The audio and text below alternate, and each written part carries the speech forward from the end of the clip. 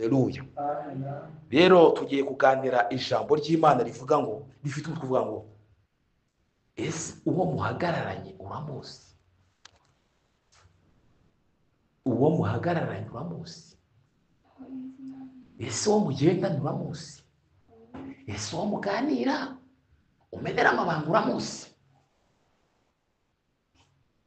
Wirebeho neza nidusome iryo jambo uri bumenye se koko aya majwi numva bariya abantu bagenda bambwira kuriya ni intumwa z'Imana cyane intumwa za Satani. Dusome ijambo ry'Imana riboneka muri Yesuwa igice cya 5 turasoma umurongo wa 13, 14 na 15. Ngo nuko Yesuwa yegereye Yeriko yubura amaso abona umuntu ahagaze amwerekeye afite inkota mu ntoki. Yesuwa aramwegera aramubaza ati, mbese uri uwo mu bacu cyangwa uri mu babisha bacu? Aramusubiza ati, oya, ahubwo nje nonaha kubera ingabo z'Uwiteka umugaba. Yesuwa yikubita hasi yubamye aramuramya aramubaza ati, mutware jyewe umugaragu wawe nkora iki? Untegetse iki?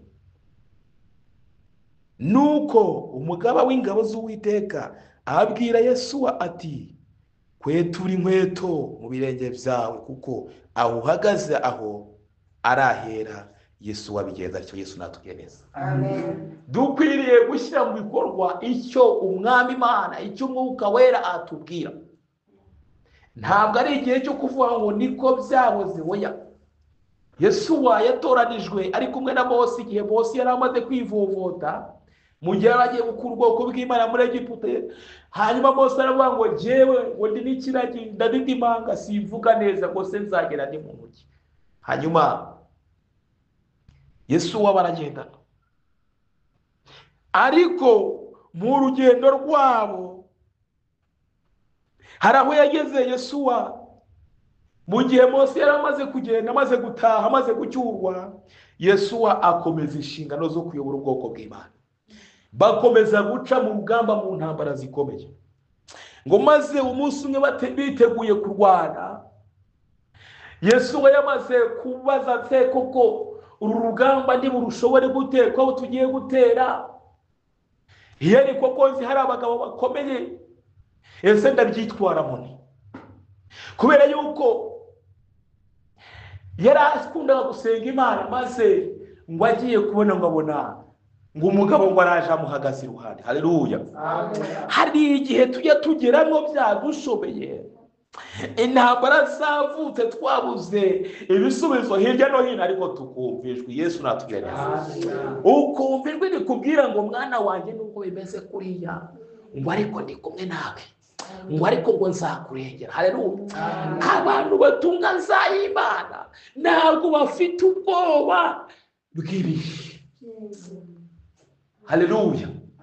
Ariko abantu muri no minsi rero abantu buzura umunezero bari mu nzu y'Imana, basohoka bakajya mu maganya nk'abandi. Ariko ntabwo bidukwiriye. Dukwiriye kuba maso, tugakizwa, kandi tukagira kwizera gushyitse. Haleluya.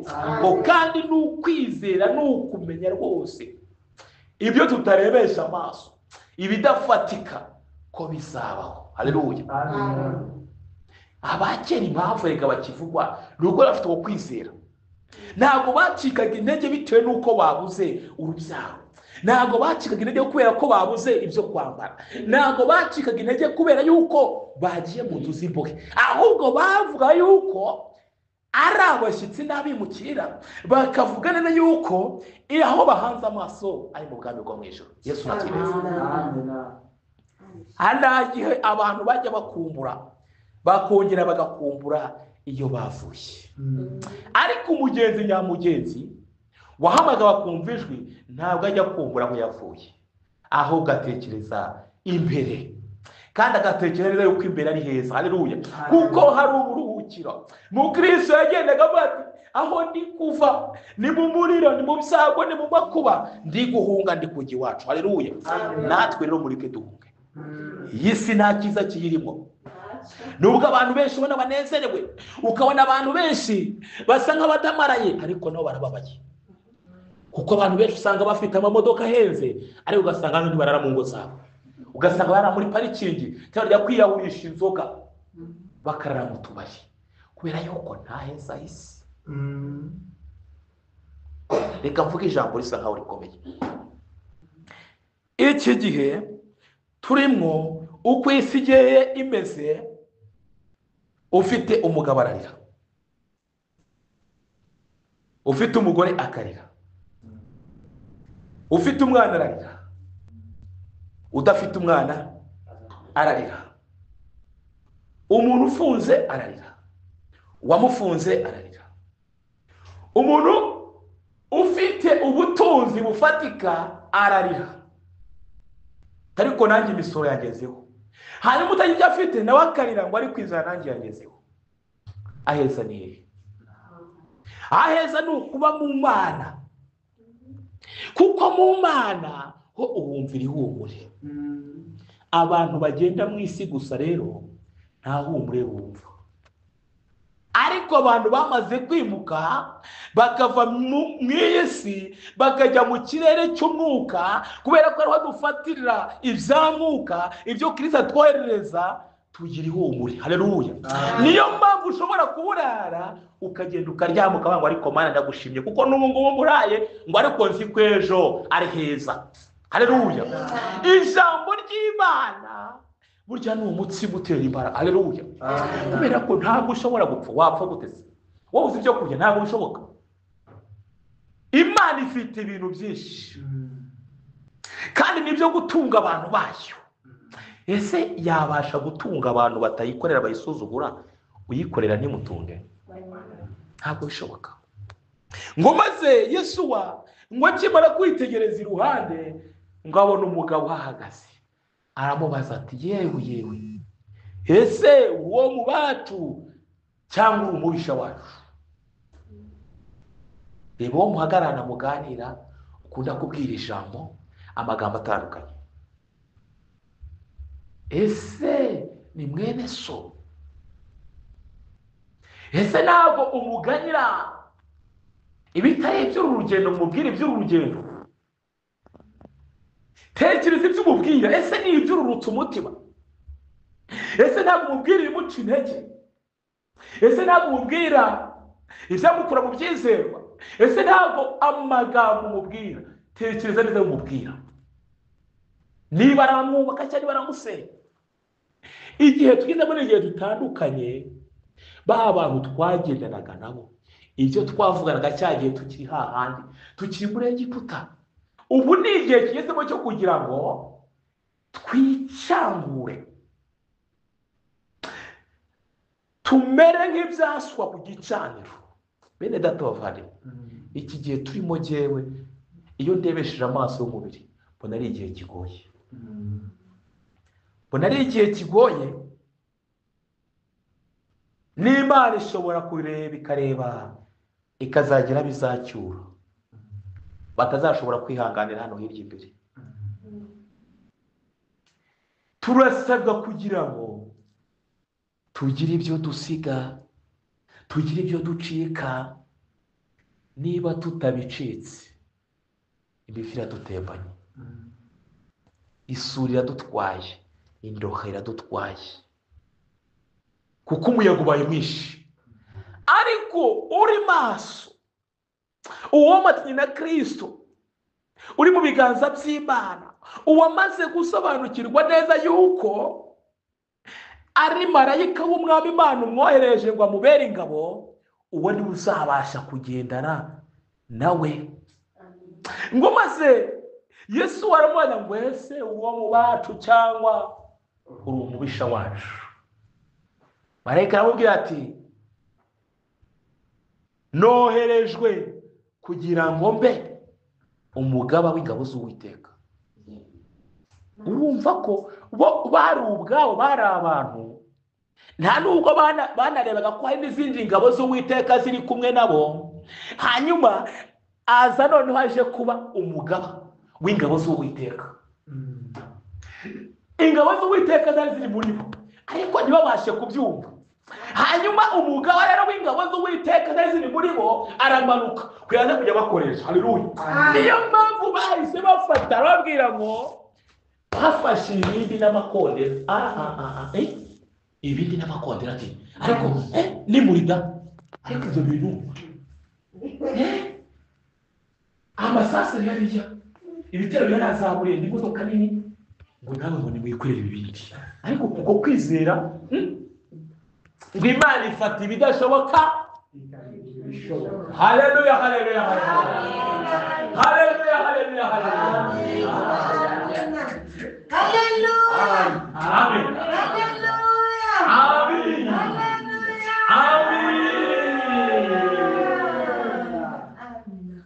Bene data bavandimwe, umuntu uzava muri urugendo, umuntu uzacika intege kubera ko hari ibidafatika ari gufata, azaba yabuze kwizera yuko Imana ifata bya bindi bitari biriho ikabihindura ibiriho. Nibyo bene data bavandimwe, nimwomatane na Kristo, nimufate Kristo, mufate ko ari we wa mbere mu bugingo, mufate ko ari we wa mbere mu bintu byose mutuze, mumufate ko ari we wa mbere mugomba kugisha inama. Haleluya. Kandi Kristo buriya avuga ijambo ryorohereye, avuga ijambo rihumuriza. Haleluya. Niyo yakubwira gukebura, ariko agukangara kubwira ngo mwana wanjye nuramuka ugarutse ndakugirira neza. Haleluya. Ni igihe cyo kugira ngo rero turusheho kubana na Kristo. Ngo maze arababwira ngo noherejwe kubabera umugaba w'ingabo z'Uwiteka. Haleluya. Ngo maze ngo Yesuwa ngo aramusubiza ati rwose untegetse gukora iki? Haleluya. Iyo wumvise Kristo akubwiye ngo mwana wanjye hindura ibingibi, hindura ibingibi, ufata uwuhe mwanzuro? Ese ntabwo utegereza ngo ejo? Ukwiriye gufata umwanzuro muri ako kanya, kuko iby'ejo ntabwo ubizi. Ngo maze ngo Yesu ngo ahita yikubita hasi ngo aramuramya. Ngo akimara kumuramya, ngo umugaba w'ingabo z'Uwiteka abwira Yesu ati ngaho kwetura inkweto zawe. Haleluya. Amen. Buriya icyo nta muntu udashobora gusitara, kuko buriya muri urugendo Imana ishobora kugukoresha ibihambaye, ariko ukagera aho ukaraka. Wirwara igihe ushobora kujya mu mwuka w'ifuhe ukarebya abantu bari gukora, wamara kubibona ukarakara ugasubira muri yasi. Hanyuma wagera waba ugiye gukoreshwa umurimo ikakongorera, ariko byagende ongera ukwetura inkweto. Nta muntu n'umwe w'intungane muri urugendo. Twese tubeshwaho n'amabara, tubeshwaho no guca bugufi. Iryo jambo rero ryabaye kuri bose. Igihe cyabutse cya gihuru cyakaga batandikishwa no kujya kukireba, ngo kibara bagenda kucyegera, ngo ijwi rivugira muri kirabwira ngo Mose ngo kwetura inkweto kuko ngo bagazarahera. Icyo yarabwirijwe ni cyagiye yicaga umunyegiputa akamuhisha mu mucanga akagenda, ntabwo yarigize yatura.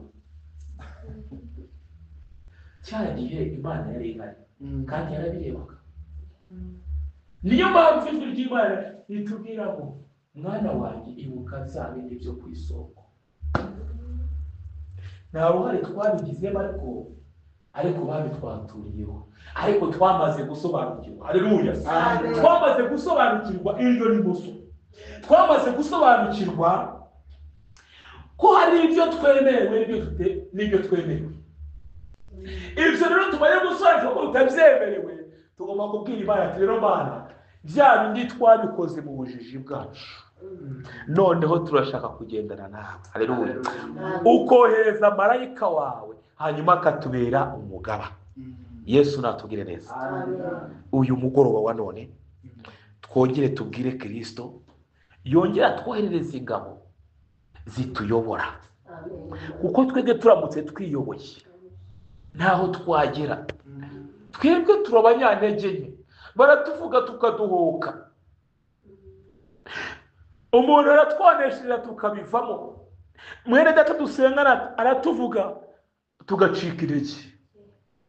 Ariko ntabwo dukwiye gucika intege kw'ibyo ngibyo, dukwiye kubirenga, kuko nk'uyu murimo hari abantu bahamagariwe guherekeza abandi, hari abantu bahamagariwe kuba nk'imperekeza. Abo kandi bagomba kudufasha mu rugendo. Wowe menya neza uburyo wahamagawe, umenye neza icyo wahamagariwe gukora, umenye neza yuko uri kubana na Kristo uko bisaka. Dukwiye rero kumenya abantu turi kugendana nabo, tukamenya n'abari impande zacu, tukamenya amajwi batubwira nayo tubasubiza. Ijambo ryarabwiye ngo mu isoko imwe ntabwo havamo amazi meza, ngo havemo n'amazi akereta. Niba ari amazi akereta ntabwo yatunga abagenzi. Amazi akereta niyo wayahereza, wayasukira ku gihingwa ntabwo cyakura. Dukwiye rero kugira ibyo dutanga tubikuye kuri Kristo. Haleluya. Amen. Yesu Kristo niwe nzira y'ukuri n'ubugingo, kandi ibyo twigiye ku birenge by'abatubanjirije nibyo tugomba gukomeza gukora. Yesu natugeneza. Amen. Data wa twese, mutabazi wacu, umurengezi wacu, n'ijambo ryawe irikuru ryabayeho tutari twabaho twese, riherekeze rero ubwoko bwawe, abagaragu bawe n'abashakasi bawe. Yesu urusheho kubasobanurira kandi ibibakwiriye, mwami Yesu Kristo uwo ari byo ubahasa none n'iteka ryose. Tubisabye Imana mwiza Yesu, Yesu. Amen.